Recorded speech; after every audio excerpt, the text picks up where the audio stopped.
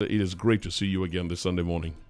Thank you, Rennie, for having me once more. Good morning to the listening and the viewing audience. It is always a privilege for us to have you here because, again, clarity is what we seek, and some of what we are seeing these days beg for your expertise and others like yourself in clarifying for us some of the issues, because you can see something happening unless you have a proper grasp of it. There is no way. I always say to overcome something, you must confront it. In order to confront it, you must have an understanding that it exists, and only then can you worry about getting a solution. Yes. Schoolyards, recreation grounds, and community gathering points quickly become affected by violent and illegal activities perpetrated by and aimed at some of our youngest members in our community. What are some of the issues you would say that surround covert gang activities which parents and children may not fully understand or appreciate?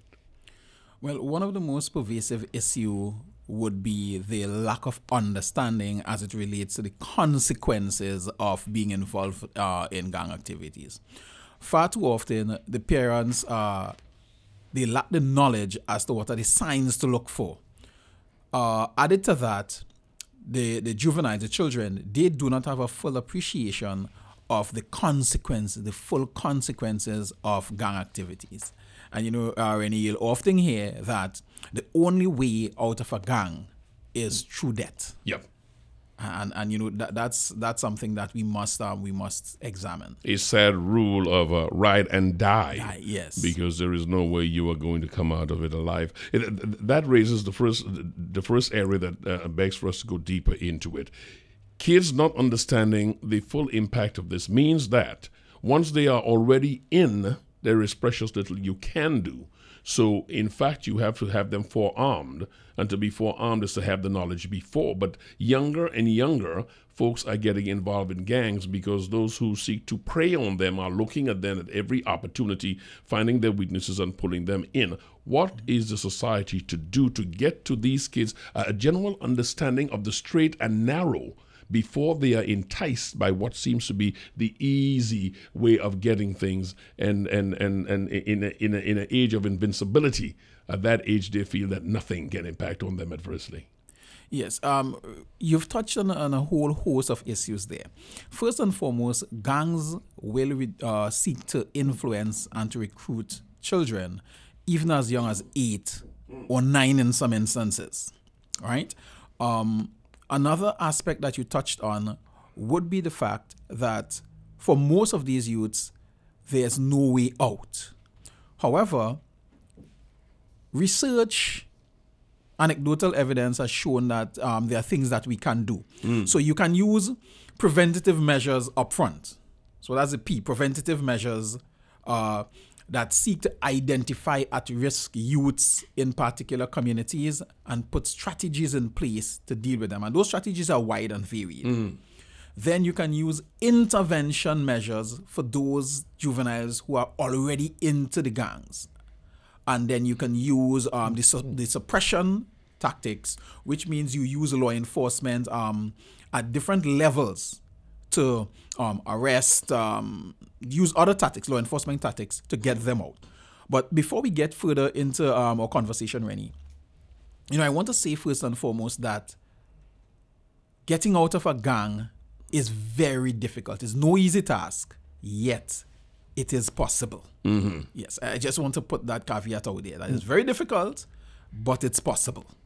You mentioned the first area of preventing, and we talked about at-risk youths in at-risk areas. Now, there are two things happening here. One is a stigmatizing, which raises a different sociological argument, the stigmatizing of an area, to call it an at-risk area. But then there are the facts. And while we may be entitled to our own opinions, we're not entitled to our facts. We see where, in fact, we have the graded at-risk area. Who is the onus on? And I ask you this because some in the society say, put it on at the door of the parent. Others say, no, it is of the school. Others say it's of the state. The question is, at some point we have to grab those who feel that or those who have not had the advantage of understanding the system and or having a fair shake in life and feel that they are in an area that is neglected, and as such think there is a different law for their children, which expands their tolerance and acceptance. Because expanding the tolerance and the acceptance is going to allow you seeing some things coming in that you know cannot be explained, but it is there and it is convenient. It becomes a different law for an area. Who is the onus on to speak to these parents whom I believe is where we must start with? With whom I think we should start with, rather. Well, the onus of getting children, juveniles out of gangs is multifaceted, right? So one, we want to start with the juveniles. Indeed, some of these children are hypersensitive to what takes place in the communities. So if they realize that it seems to be a cultural norm where gangs, it's the norm within the community, easy money is a norm within the community, then it's much easier for them to fall into that gap. We must also look at the fact that juveniles will not leave gangs unless they see some hope in the future. So you must provide some alternative measures for them. Now we look at parents. Too often we have poor parenting. That's a fact. Now, it's not a knock against all parents. You do have some very good parents who may not be aware of the acts that their children are taking part in. But it all boils down to being vigilant. As a parent, you must be vigilant, whether you reside in the so-called stigmatized, dysfunctional communities. It's not a term that I like to use, the at-risk and hotspots, but they're trending, right? So parents must be able to communicate. So you look at the children, you look at the juveniles, we look at the parents. The community also has a responsibility, Rennie. In your time, in my time, it was a community that raised the child. Now we are so Americanized that we pay attention to our own selves. We are a bit selfish and nobody else. The ism in the community is the big problem we have. But staying with that area, Doctor, the voice you're hearing is that of Dr. Wendell C. Wallace. He has a BA and PhD from the University of the West Indies, postgraduate diploma in Law LLB, University of London, Northumbria University, MSc. Now, we are talking about the parents in this case. And when I raised that question, I wondered if society understands its role to uplift these communities. You see, it is one thing to say, okay, here is how we are going to stop the child. We are going to step in here, but if the area, it is common, accepted, common behavior, then you're trying to unlearn him what he learns every minute of the day. So at some point, if the society holds its responsibility and create an uplift for that community, then everything, the standard raises in every way. And then and then the so-called antisocial behavior that has become the norm has to go to a different level, and by natural extension, it will suppress that antisocial behavior to some extent. I mean, is that too much of a stretch to say this is the way we should go about it? No, it's not too much of a stretch. It may be difficult. As I said, getting the children, the juveniles, out of gang activity, it's very difficult. However, communities do have a role, as you rightfully explained. Now, that in itself, Rennie, could be a bit difficult, because in some communities, you have the elders, and I'm speaking about, the respectful elders, not what we term the elders, or what some people term the elders in the community. But these very elders, they actually try their very best, and sometimes they are threatened by the criminal elements. So at some point in time, it's a fine balancing act of how far can I go as a community member in trying to put these juveniles on the straight and narrow path. But it can be done. It has been done before. Then the question then of where are you cutting the tree?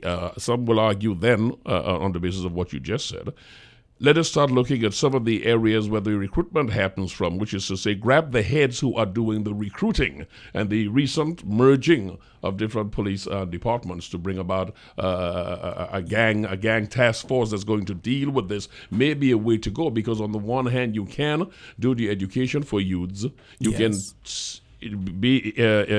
intervene with parents and speak to them, but you must remove the recruiter. Yes, certainly. Now, there are two recruiters here. One recruiter is the circumstances. Yes, that's one recruiter, correct. And the other recruiter is the actual person who is preying on these individuals. Yes. You're touching on some very salient points here. in terms of the recruitment, you rightfully identified there are different types of recruiters. And even when you remove the physical recruiter, the emotional recruiter is still present. What do we do about that? Now, I want to mention some unique programs that deals with, the emotional recruitment. In other words, you must make gang life and gang activities unattractive. You must make it unattractive. And with that, I want to point you, Rennie, to 2 or 3 very interesting programs. You have one in Jamaica called the August Town. Many of us would be familiar with August Town in Jamaica, very close to the capital there. And the University of the West Indies at Mona campus realized that the gang activity was becoming very burdensome and threatening to the university community. So they used the available technology. They said, let's have a film program. And they used the film program to recruit some of these children, the emotional recruitment, to get them attached to something else. Because children are very good with, juveniles are very good with the technology, probably better than you and I. And, there's another very good program coming out of Jamaica. My very good friend, Dr. Khadijah Williams, they have an agricultural program. And by the way, she is Trinidadian. Pitched the program to one of the administrations. It was rejected, and she took it to the Jamaican government, and they accepted it. Right? What they did is that Dr. Williams created an environment, a village environment, where you remove the youths from their original environment, you put them in a different setting, and you use agriculture as a means to give them a life skill. So this was a total relocation of the individual? Total. You weren't there just for schooling or for learning and then you had to go back home. It was relocation. A total relocation for a period of, I think it was 18 months, 2 years. And thereafter, so 1 or 2, some individuals, they actually went back into their original communities. But by then, it was hoped that they were so strengthened that they would not fall back into the life. And, just quickly, I want to point out another program that was used in Nigeria. Some of the listeners may be familiar. At a particular point in time, Rennie, you would know that Nigerian movies were the big thing in Trinidad and Tobago and throughout the Caribbean. Many people didn't understand and they did not know that these were made in some of the so-called dysfunctional communities because they have the talent. And these were not high-budget movies. They were low-budget movies made with handheld video cameras, etc. But it was a way of getting those persons who are juveniles and adults who are so inclined into gang activities to see themselves having a future and giving them an alternative, a long-term alternative. Not a short-term alternative, but a long-term alternative. I like the multi-pronged idea because on the one hand, and that's why we are always so fortunate to have you here. On the one hand, I looked at, all right, how do we directly deal with the kids or directly deal with the parents? But of course, there's that very important component, emotional or environmental recruiter, that we can dull the sharpness of his blade by doing the alternative thing. Who paid for that study, for that project in Jamaica, though? I am just curious, because that must have been quite costly. Yes, that was done by the Humanities Division at the University of the West Indies. So it's a university project because they realized that the August Town community, which is very close by, impacted on the university staff, on the students, etc. So it was actually done by the University of the West Indies at Mona. You will concede that while as laudable as that, it is a very expensive and time-consuming thing to put in. So here is my question. Still working with the alternatives, can we in fact then use our police service to sort of minimize the recruiters, and there are many ways to do that, minimize the recruiters and give an alternative in these areas, even the technological alternative that you spoke about, having the kids use technology, finding new things, experimenting with new things, and just giving them an alternative. Is that one of the areas that we have not explored, or have we explored that in Trinidad and Tobago, but not sufficiently? I mean, what has happened with that? Well, yes and no, because to an extent, the police service and its members, they have been involved in this anti-crime and anti-gang initiative as it relates to youths. So the police youth clubs, for example, yes, they are a very good source of moving these juveniles away from gangs. In fact, that program is so successful that recently the New York Police Department, they came to Trinidad and Tobago, they studied our police youth clubs, and they took back that template. Now, that's interesting because generally the feeling has always been that the police league in America was the gold standard. Yes. And you're saying they came here, found our standard, and took that back. Took it back, yes. Of course, the Police Athletic League, that's a standard bearer, that's a torch bearer for juvenile gangs throughout the world. But sometimes, you can find very good initiatives outside of the metropole. And the police youth clubs, they've been very successful, to the extent that one of my colleagues told me that the criminal element, they are sending their children to the police youth club because of what it offers. But, interestingly, we must look to the government as well. Now, we're not going to look at the government as for their sole responsibility or the police as a sole responsibility.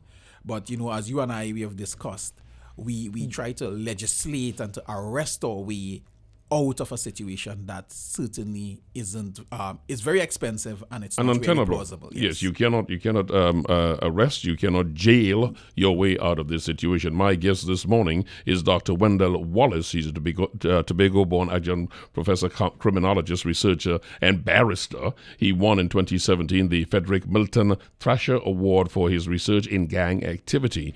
This is an award was named in honor of Frederick Milton Thrasher, author of the book The Gang 13 gangs in Chicago. So that's really a wonderful salute to your contribution, and we are again fortunate to have you here. Let us go into that question. You talk about the police youth leagues working here. There is another issue that has to be dealt with, because whereas you may have a police youth league doing something in a community, we've got to have the young folks having confidence in that police force, not just while they are in the youth league, but when they get back on the streets. There is a question of youths who may want to go the right way, not feeling that they can find comfort, confidence, and action and fair play in police generally. Now, that comes from the parents, it passes down to the kids. The role of the police service finding itself as a twin with the community is enough being done to get the confidence of the community to work with the police to help them create more of a safer area, a more habitable area for folks to function in. Because you can put on all these clubs and all these things if you want, and the minute the class is over, they go back to what is. So it is not something that you can do in a vacuum. It's got to be widespread. That's twofold. Because certainly, when these programs are put on, the kids would return at some point in time to the original communities. So you want to have some positive reinforcement coming from the community and from the parents as well. On the other hand, I think that the police can do a bit more in terms of their the relationship with communities. For example, frequent meetings, and I know that police officers that the police service is hard pressed, but one of the things that you find happening, for example, in the United Kingdom, is that policing is done from a bottom-up perspective, where you get the communities involved, you actively get them involved. So you have civilian bodies working together with police. In Trinidad and Tobago, we tend to police from a top down, where police officers go into the communities as experts. But and more often than not, you lack that relationship. And when people do not see police as being legitimate, when you have no trust in the police, they see them as an occupying force. So I think the police needs to do a bit more in terms of fostering that relationship, that very strong relationship. And I know that they're trying. I know for a fact that they're trying in some communities, but they can go a bit further. Because that is what we're talking about, fostering an atmosphere of open communication with regards to information sharing from the adults in the area and from the children in the area. Feeling comfortable that you can go to a police officer and say X, Y, Z and not feel that you will be betrayed, because the cost of snitching, as you know, is almost the cost of trying to get out of a gang. You will not leave it with your life. With your life, certainly. It's important that trust between community residents, between juveniles, between adults, that is seen as being, paramount to the success of any anti-gang initiative. If people, Rennie, do not feel comfortable that they can go to a police station and lodge a complaint or interact with the police in a positive manner, then you will always have this we-them syndrome where the police officers on one side and community residents see themselves on the other side. So indeed, you want to have a meeting of minds. If we foster that relationship and bring the relationship a bit closer, in other words, let the police service not wait for the residents to come to them. Let the police service go to them. Community policing in Trinidad and Tobago was one of the greatest assets, because community policing meant that you had police officers actively on the ground and in the communities at all times. Now, am I correct? Because the concept of community policing that I know, that I thought the name implied, is that you had to live in the area, which means, that it was one of the big deals in New York, as you know, community policing, because the feeling was always, if an officer lived in the area, he is more than likely to know all the people inside of there. Of course, this goes way against the police social welfare association saying move the cops out of the area. Yeah. But the general feeling is that if you had policemen living in the area, then community policing really is at its zenith, its highest level, because this way you're intertwining with people and you know everybody in the area. Well, Rennie, just to put a spin on it, there are different concepts of community policing.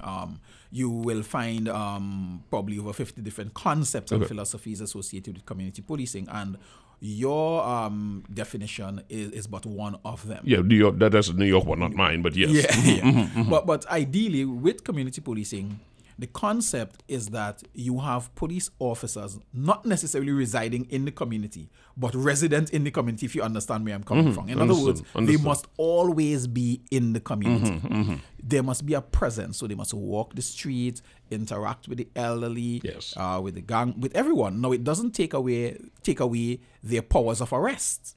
Let's see if an offense has been committed, it doesn't take away the power of arrest.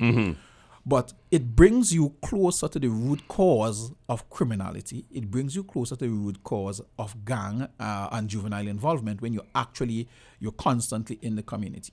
Now, what occurs is that in some instances, police officers would go to communities when something has happened, when a crime has occurred.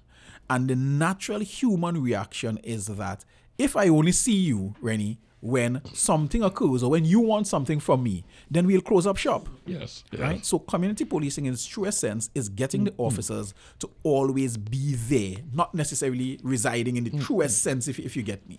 Yes, not an enforcer, not an adversarial presence, but rather a part of the community with trust. Yes, certainly. Because it is trust that lends itself further. Now, I am sure that you have had conversations like this on campus. I am sure you have discussed it with your students. I would hope that they have reached out to you for conversations like this. I am also sure that there is cognizance within the police service that they have a problem on their hands, and while they try to weed it out through the PCA, Police Complaints Authority, or they try to deal with it from the Professional Standards Bureau, it is still a cancer. But while the cancer is there and they're trying to get rid of that cancer, they still have to deal with the community. How do we get this? How do we strike this balance to get the community, which you need, to cooperate with the police while they are taking the time needed to remove the cancer? Right. That's a very interesting question, right? And we cannot look at it from the lens of one individual or one group. It's multifaceted. You must use a dualistic approach. Now, education is the key. I don't know, Rennie, if you can remember, probably 20, 25 years ago, within the Trinidad and Tobago Police Service, you had an audiovisual unit, and they would put snippets. They would always have these snippets, similar to what they're starting to do now with the road traffic videos.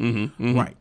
But you need more of an education drive to let the community be aware of, particular issues. So it must be a twofold thing where you use education, you use a whole host of things. You get both the police officers and the community residents together to work together as what we call in academia co-producers of crime reduction. Right? So some simple things can be done. You get police officers into the communities, a cleanup drive, some of these simple things, you support a school, adopt a school, and there are a whole host of things that people see as being very simplistic. But the problem is that we often look for short-term or instant quick gratification. fixes, yes. Well, what we need is the delayed gratification, the delayed success. Professor Diosaran is going to hand to the Prime Minister on Tuesday a 700-page report on policeman hours and the use of the police service in general. I wonder if that is a part of it, and I must ask, this is my final question here. Has the service reached out to academia for discussions like what we are having here this morning?